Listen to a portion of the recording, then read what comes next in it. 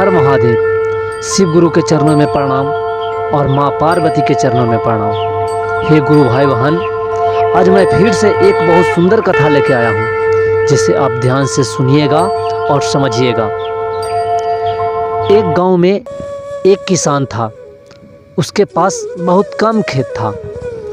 कम खेत होने के कारण उसे कम फसल होता था, लेकिन उसी फसल में वह खुश रहता था। उसकी पत्नी भी वह खुश रहती थी।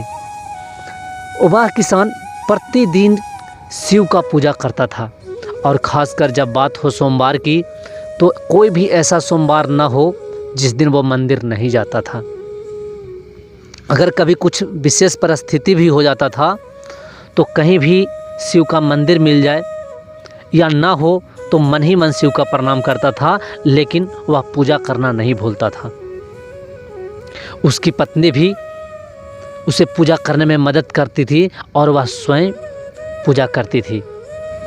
वह किसान जब भी खाना खाता था तो अन्नपूर्णा माता का गोड़ लगकर और शिव का भोग लगाने के बाद ही वह खाना खाता था।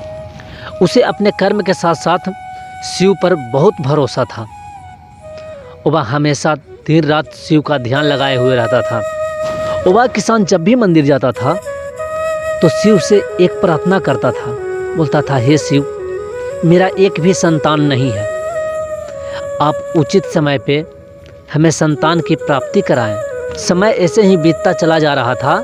एक दिन वह किसान के सपने में शिव आए और वो सपना में बताए कि मैं कल तुम्हारे घर अवश्य आऊँगा, मैं तुम्हारे पूजा और भक्ति से खुश हूँ।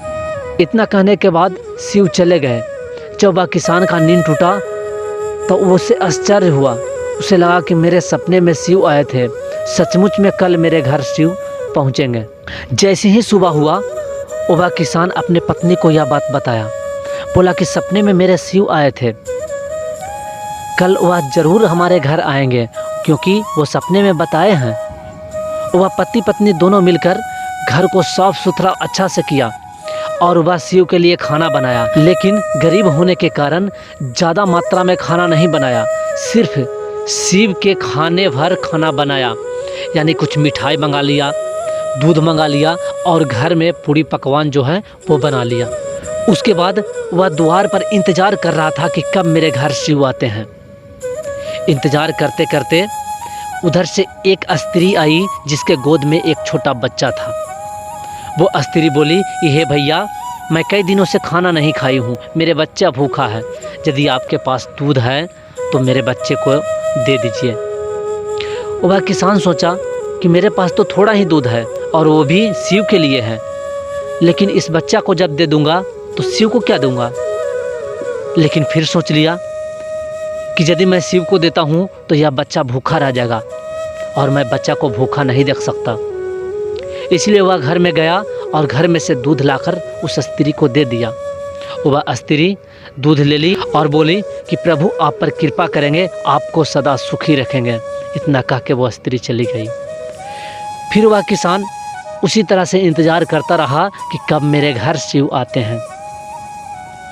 इंतज़ार करते करते दोपहर हो गया।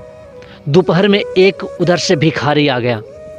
भिखारी आया और बोला कि हे भैया, मैं कई दिनों से खाना नहीं खाया हूँ, मैं बहुत भूखा हूँ, यदि आपके पास कुछ खाना है तो मुझे खाने के लिए दे दें। वह किसान सोचा कि मेरे पास खाना तो ज़्यादा नहीं है, बस थोड़ा ही खाना है, यदि मैं इस भिखारी को दे देता हूँ तो शिव को क्या दूँगा।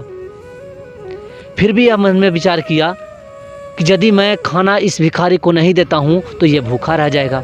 यह सोचकर वो घर में से खाना लाया और इस भिखारी को खाना खिला दिया। भिखारी भर पेट खाना खाया और उसके बाद वो बोला कि आप सदा सुखी रहेंगे, भगवान आपको कल्याण करेंगे। इतना कहकर वह भिखारी चला गया। फिर वह किसान उसी तरह से शिव का इंतजार करने लगा। धीरे धीरे समय बीत रहा था, वो शाम होने चला था। उस समय उधर से एक ब्राह्मण आ गया और वह ब्राह्मण बोले, हे जजमान, यदि आपके पास कुछ खाना है तो हमें दे दें, मैं भी भूखा हूँ। ये किसान सोचा कि शिव के लिए मैं मिठाई रखा था, बस वही तो है, दूध भी ख़त्म हो गया, खाना भी ख़त्म हो गया, सिर्फ मिठाई बच रहा है। यदि यह भी मैं दे दूंगा तो फिर शिव को क्या दूंगा। फिर भी इसके अंतर आत्मा से बोला कि यदि मैं इसको खाना नहीं दूंगा तो यह भूखा रह जाएगा।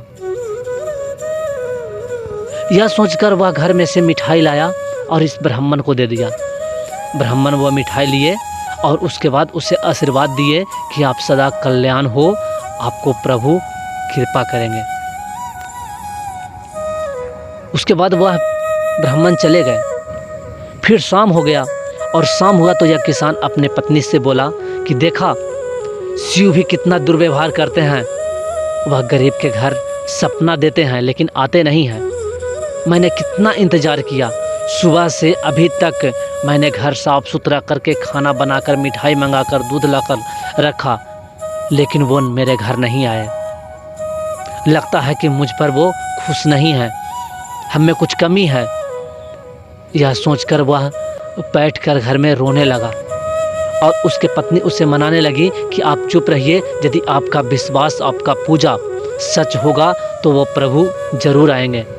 यह रोने की आवाज़ शिव तक पहुंचा तो माँ पार्वती बोले कि हे स्वामी, देखिए आपका भक्त किस तरह से रो रहा है, आप उसके पास दर्शन क्यों नहीं दिए।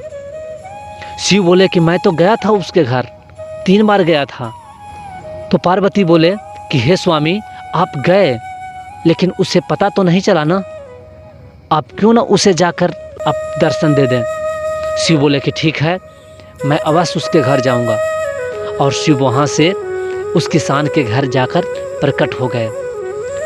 वह किसान जब शिव को देखा तो जाकर चरणों में गिर पड़ा, बोला हे प्रभु, आपने इतना इंतज़ार क्यों करवाया, क्या मुझसे भूल हो गई थी जो आपने मुझे इतना इंतज़ार करवाया। शिव ने बोले कि मैं तुम्हें इंतज़ार नहीं करवाया था, मैं तो तुम्हारे घर एक बार क्या 3-3 बार आया था और तीनों बार तुमने मुझे खुश कर दिया। सर्वप्रथम मैं एक बच्चा बनकर आया एक स्त्री के साथ में, दूसरा बार भिखारी बन के आया और तीसरा बार ब्राह्मण के रूप में आया।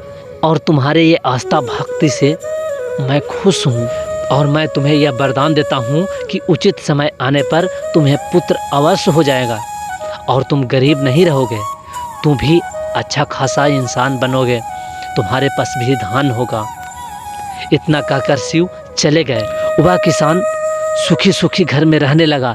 धीरे धीरे उसके धन में वृद्धि होने लगी और उचित समय आने पर उसके घर में पुत्र जन्म लिया और उसने पुत्र के जन्म के अवसर पर शिव का पूजन करवाया, पूरे गांव में प्रसाद बंटवाया। तो गुरु भाई बहन, यदि यह कथा आपको अच्छा लगा होगा तो वीडियो को लाइक और चैनल को सब्सक्राइब जरूर कर दीजिएगा। हर हर महादेव।